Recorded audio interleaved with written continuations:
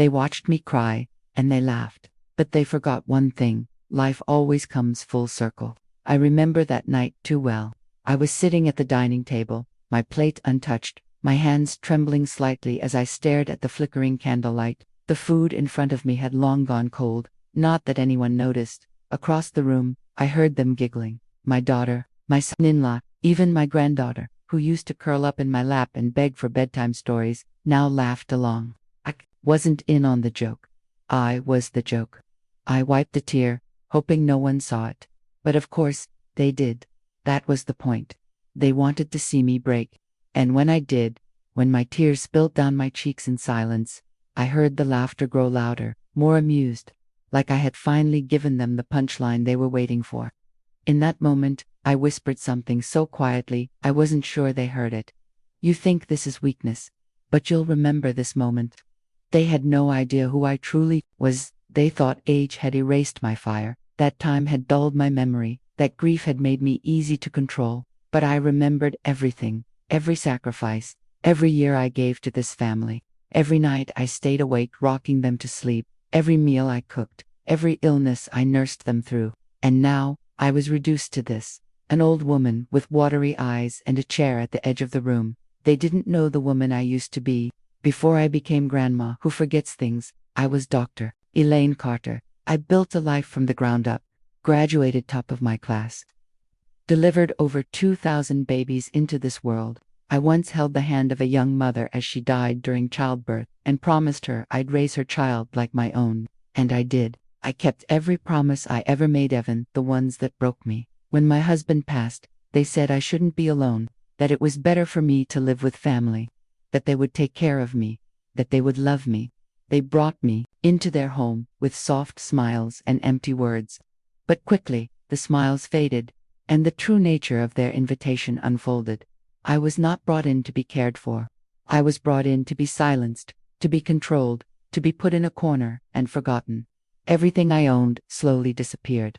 My bedroom became smaller, my books vanished, my jewelry lost, my independence chipped away, one decision at a time. I was told what to eat, when to sleep, and how to feel. I was interrupted, corrected, mocked, and when I cried, they laughed. Because to them, an old woman's tears meant nothing. But here's what they forgot. I am not just an old woman. I am a vault of memories. I am strength in silence. I am every challenge I ever overcame, every mistake I ever learned from, every moment I refused to give up. My tears were not weakness. They were water, and water nourishes the seed of transformation. If you've made it this far, I ask you to do one thing: like this video, and subscribe to this channel if you believe stories like mine deserve to be heard. Your support helps these voices rise above the silence. And now, I leave you with a question. Have you ever been underestimated by those closest to you? What would you do if one day you found the strength to rise and rewrite everything they thought they knew about you? Her name was Ruth, and she was 76 years old. But age had never defined her. Not really. For decades, she had lived with a quiet grace, carrying the weight of others on her back while asking for nothing in return. A former school teacher, she had once lit the imaginations of hundreds of children, teaching them not only how to read and write, but how to believe in themselves. Her hands, though now weathered and lined, had held the trembling fingers of students during spelling tests, bandaged skinned knees, and cradled the heads of her own children during feverish nights. Ruth had always been the one others came to for wisdom, for calm, for direction. She had been the lighthouse in many storms. After losing her husband of 42 years, the silence of her once lively home became unbearable. The ticking clock, the creaking floorboards, the empty side of the bed, all reminders that time doesn't pause for grief. When her daughter, Helen, extended an invitation for her to come live with them, Ruth hesitated, not because she didn't love her daughter, but because she had grown used to being self-reliant. Still, everyone said it was for the best. Helen promised it would be a chance for Ruth to rest, to be surrounded by love, to be part of a home again. And Ruth, holding her suitcase and her memories, walked into that house hoping for comfort. At first, things were warm. The grandchildren greeted her with hugs. Helen made her tea just the way she liked it, and even her son-in-law smiled often. Ruth felt a fragile hope settling in. She had a room near the window, a garden to look at, and the sounds of life around her once more. But it wasn't long before the smiles faded. The gestures became transactional. Her presence, once acknowledged with kindness, turned into an inconvenience. The small conversations around the dinner table began to exclude her. Her suggestions on recipes, parenting, or even what show to watch were met with polite nods or outright disregard. She started noticing whispers behind closed doors. When she forgot her glasses on the counter, or repeated a story she thought she hadn't told yet, she heard soft chuckles exchanged between Helen and her husband. "Mom's memory is going," Helen once muttered while passing by, thinking Ruth couldn't hear, but she could. She always did. The laughter that used to fill the room now sounded like mockery, and the warmth of the house began to chill her bones. She remembered the nights she stayed up grading papers, the meals she skipped to afford her children's dance classes, the vacations she postponed to care for her ill mother-in-law. And now, the same people she'd sacrificed for were rolling their eyes when she spoke. Ruth didn't need extravagant displays of affection. But the lack of respect, that cut deeper than any insult. It was the way they sighed when she entered the room. The way they turned the TV volume up just a little more when she asked a question. The way Helen said, "She means well, but she's just not all there anymore." When talking to a neighbor, her opinions became interruptions. Her needs became burdens. Her presence, once welcomed, now seemed to hang heavy in the air. Ruth, who had once led classrooms with authority and raised a family with unwavering strength, found herself shrinking in her own skin. Her room felt smaller, her voice quieter, but her mind, sharp as ever, began taking notes not with pen and paper, but with the dignity that refuses to die. She started noticing patterns. When they laughed, when they dismissed her, when they left her out of family outings. She remembered everything, and as she sat, alone at that dinner table, the muffled laughter echoing from the living room, she whispered words, not of weakness, but of resolve. They thought they were laughing at a fragile old woman, but what they didn't see, what they had never taken the time to remember, was that Ruth had faced far worse in her life and never crumbled, and she wasn't about to now. So let me ask you this: have you ever seen someone diminish the strength of a person just because they were older? What if the person they belittle today is the one who once taught them everything they know? Ruth had always been a woman of routine and grace. Waking up early, she'd sit by the window with her tea, praying quietly before beginning her day. Her life had been a long testament to structure, service, and kindness. As a nurse for nearly 4 decades, she had cared for others with tenderness and strength. But since moving in with her son and his wife after her husband's passing, every part of who she was had started to fade into shadows. At first, she tried to maintain her rituals, but bit by bit, her autonomy was chipped away. It began with her son insisting she give up her old phone, replacing it with a simpler one, supposedly easier to use, but stripped of internet access, and with only a handful of contacts saved. "It's safer this way, Mom," he said, smiling tightly. Ruth nodded politely, but inside, she felt something taken a tether to the outside world cut. Then came the money. Her pension, carefully saved and managed for years, was suddenly being rerouted to cover house expenses. Bills, groceries, gas, vague categories with no receipts, no clarity. When she asked for an update on her finances, her daughter Leela would wave a hand and say, "Oh, don't stress yourself, Ruth. We've got it handled. Just relax." She noticed she stopped being included in decisions. Family outings would happen without her knowledge. Birthdays were celebrated in hushed tones downstairs while she remained upstairs, pretending to nap so they wouldn't feel guilty. Her opinions, once respected, were now brushed off. "You're confused, Ruth," they'd say when she questioned anything. "Maybe you're just tired." What hurt the most weren't the big betrayals, it was the tiny, constant dismissals. A joke at her expense during dinner, whispered remarks behind her back as she walked past. She'd hear them chuckling softly, thinking she couldn't hear. Once, she walked into the kitchen and caught the end of a sentence. "She's like a ghost now. Doesn't even know what day it is." Her heart twisted. It wasn't just unkind, it was cruel. She started to feel like a guest in her own life. She'd reach for her favorite teacup only to find it replaced. Her books mysteriously boxed up, her bedroom rearranged without asking. Even her clothes, once vibrant and carefully chosen, were switched out for dull, baggy outfits her daughter-in-law thought were more appropriate. The final crack came during a family dinner. Her grandson had asked a simple question about her past. how she met her husband. As Ruth began to share the story, her son interrupted, laughing. Here we go again. Ruth's greatest hits. You've told this story 100 times. We get it. Everyone laughed except her grandson, who looked down, embarrassed. Ruth smiled weakly and stopped talking. She felt the tears building but blinked them away. Not here, not now. That night, she opened the drawer beside her bed and pulled out a small, leather-bound notebook she had hidden beneath old scarves. Her hands trembled as she wrote the first words. Today, they laughed at my tears. The journal became her safe space. Each page held the weight of her pain. She documented every slight, every cruel whisper, every laugh that burned her skin like acid. She didn't write for revenge. She wrote to remember, to not let herself be erased. As the days passed, the entries grew longer, more vivid. She wrote in the quiet moments, usually at night when the house was still and no one came to check on her. She didn't just record what they said. She wrote about how it felt, the loneliness, the isolation, the sense that she had become invisible to the people she loved most. And yet, somewhere in that pain, something inside her remained unshaken.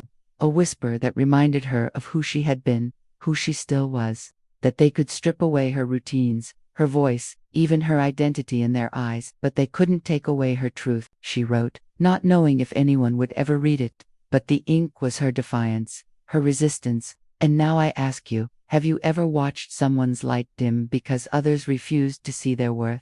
What would you do if that person was your own blood? The hallway light flickered gently that evening, casting long shadows across the worn wooden floor. Ruth sat in her armchair, her back straight despite the weight of everything she carried in silence.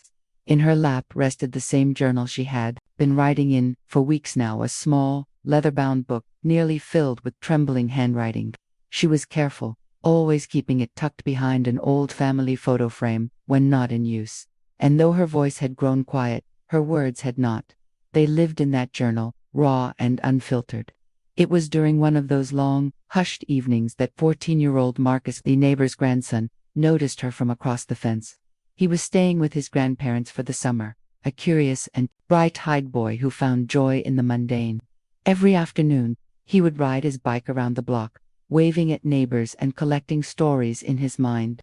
Ruth, however, was always alone, always by the window, always still.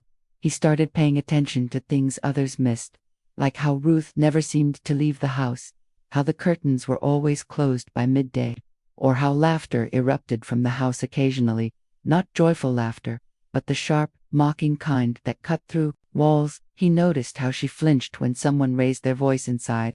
He noticed how she stopped smiling when her family walked past her without so much as a glance. One afternoon, as Marcus rode by, he spotted Ruth sitting by the porch, her hands covering her face. Quiet sobs reached his ears, and something inside him tightened. He slowed down and stopped a few feet away, unsure if he should speak. But compassion is a powerful force, especially in the young, ma'am, he called softly. Are you okay? Ruth quickly wiped her face, offering a broken smile. I'm just tired, sweetheart, nothing to worry about. But Marcus had seen enough in her eyes to know that something was deeply wrong. That night, he couldn't sleep. The image of her alone, crying on the porch, haunted him. He told his grandmother about it, but she simply replied, "Some people just get sad when they get older." He didn't buy it.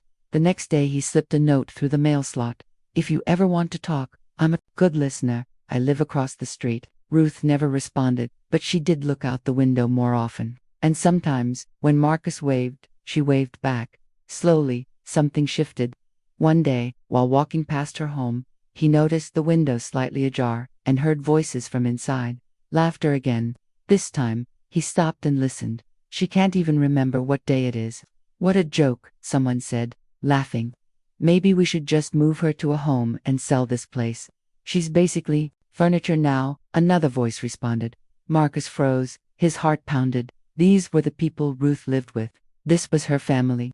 He started carrying his phone with him more, pretending to play games or check messages, but he was recording. He caught audio of them laughing at her tears, of them mocking her memories, of them ignoring her cries for help when she thought no one was listening.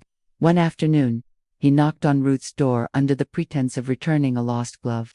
She opened the door slightly. Yes, she asked, cautiously. He looked into her eyes and said, I heard them. I recorded it. You don't deserve this. Her lips trembled, but she didn't cry. Instead, she opened the door a little wider. Inside, he noticed the journal on the table. She didn't hide it anymore. Do you want me to help you write what happened? He offered. Ruth nodded. Over the next few weeks, Marcus documented everything.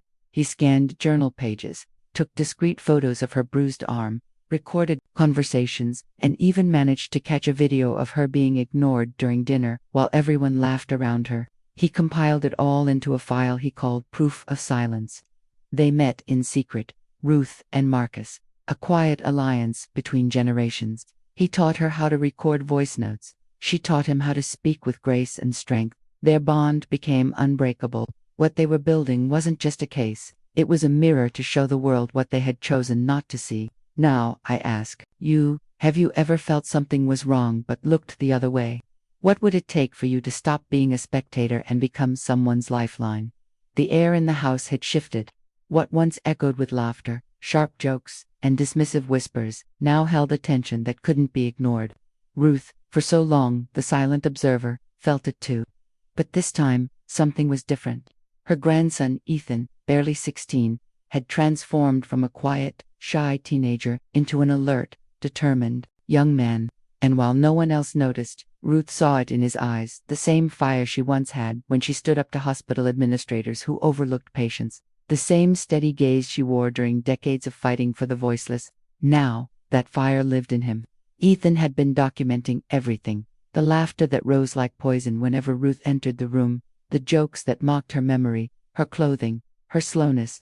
He had captured the moments she was denied a seat at the dinner table, the way her tray was left cold outside her door. He had saved audio clips of his parents chuckling, saying things like, "She barely knows where she is, or at least we get her check every month." He even had photos of her sitting alone in the dark, of her worn journal pages soaked in tears. One night, after Ruth had gone to sleep early, her heart too heavy to stay awake, Ethan gathered every piece of evidence and walked into the room of his older cousin Mia. She was 19, a college student visiting for the weekend and studying social work. He knew if anyone could help, it was her.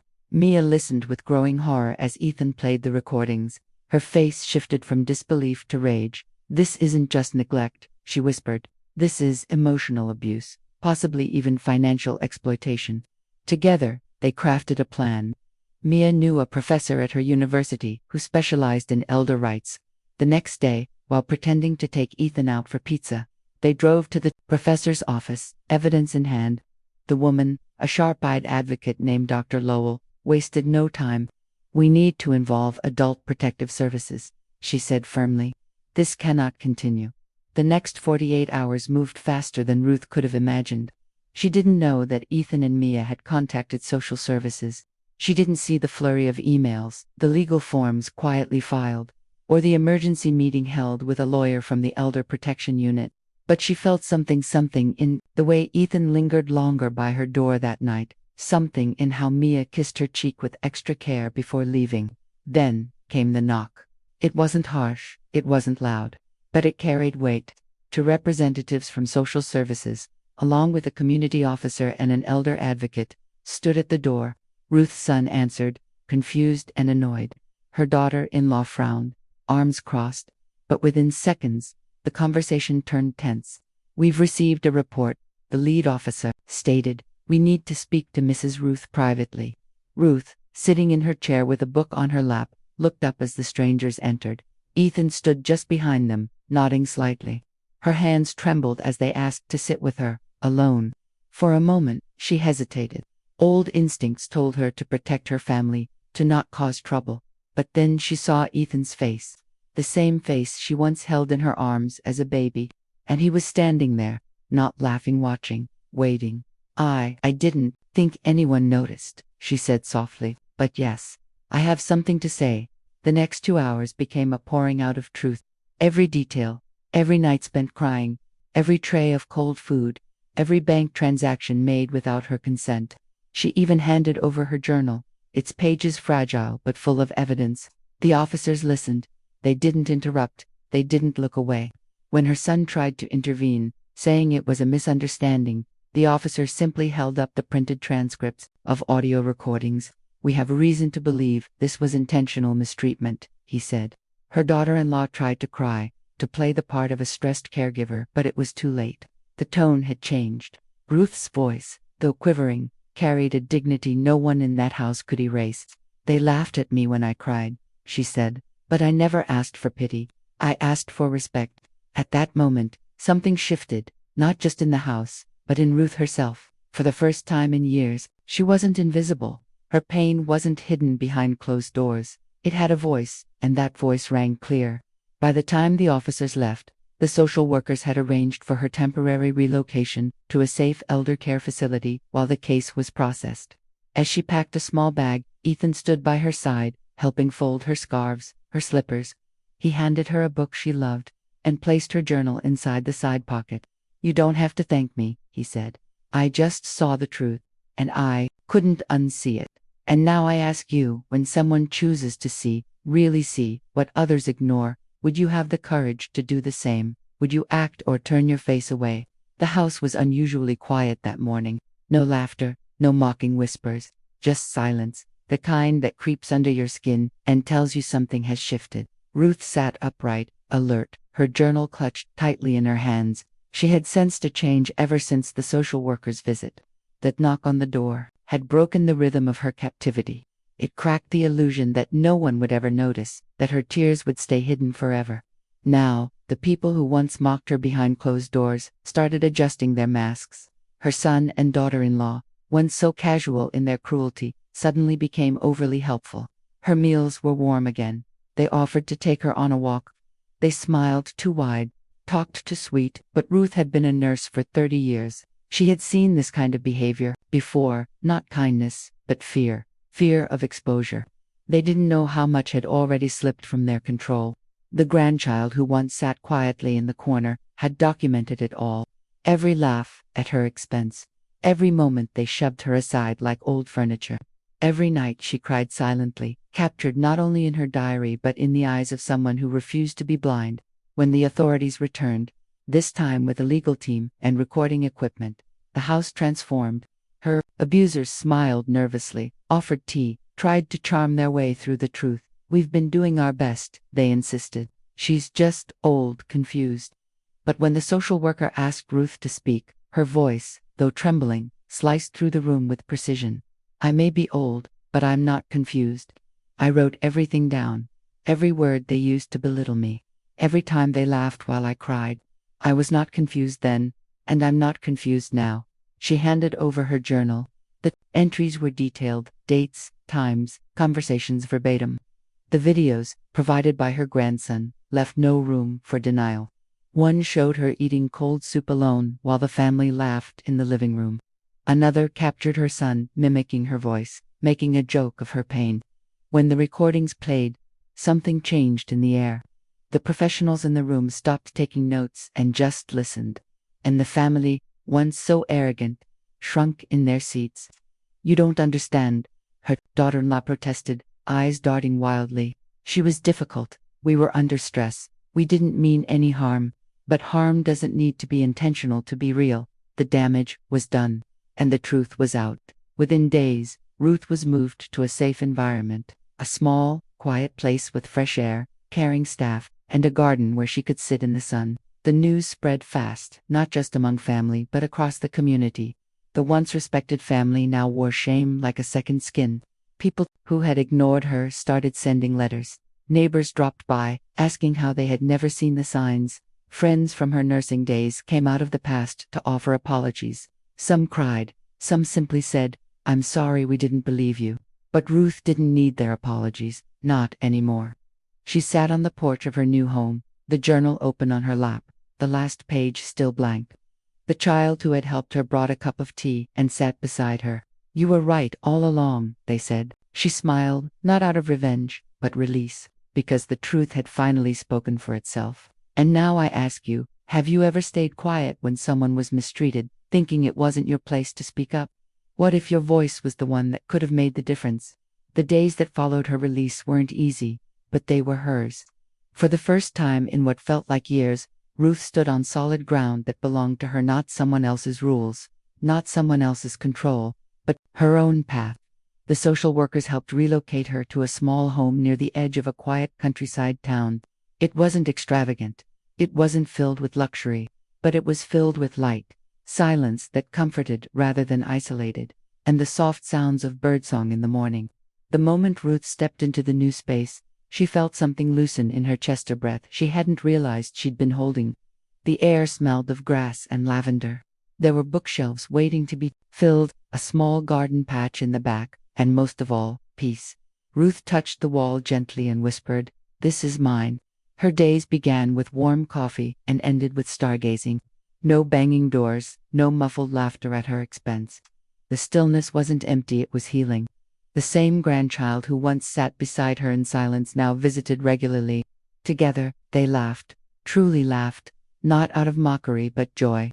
He brought her notebooks and pens, and she began writing again, not as therapy, but as testimony. Her words didn't bleed anymore. They bloomed. She wrote about resilience, about the unseen strength of aging women, about the importance of paying attention to the quiet ones in the room. Soon, those writings turned into something bigger. A local community center invited her to speak. Nervous but proud, Ruth stepped onto the small stage, her cane in one hand, her heart steady. She looked out at the crowd, young mothers, caretakers, volunteers, students, and said, "You can save someone's life just by believing their silence means something." The room was still as she shared pieces of her story, not the dramatic parts, but the slow erosion of self-worth, the daily cuts no one sees. And she spoke of the power of being seen, really seen, by one person. Afterward, people came up to hug her, to say thank you, to cry without shame. Ruth had unknowingly started a wave. She joined support groups and eventually helped lead them. She encouraged others to document their lives, their truths, their voices. She told the older women, "You're not a burden, you're a bridge. Without you, they wouldn't be where they are." On one warm spring afternoon, she stood with her grandchild in her backyard. The garden was thriving: roses, tulips, sunflowers, but she was especially proud of the rosebush they planted together. The very act of digging, planting, watering it, felt symbolic. From pain, something beautiful had grown. As they knelt side by side, her grandchild asked, "Do you ever miss them?" Ruth looked at the soil, then at the sky. "No," she said gently. "I mourn who I thought they were. But missing someone who laughed at your tears, that's not missing, that's remembering to never go back."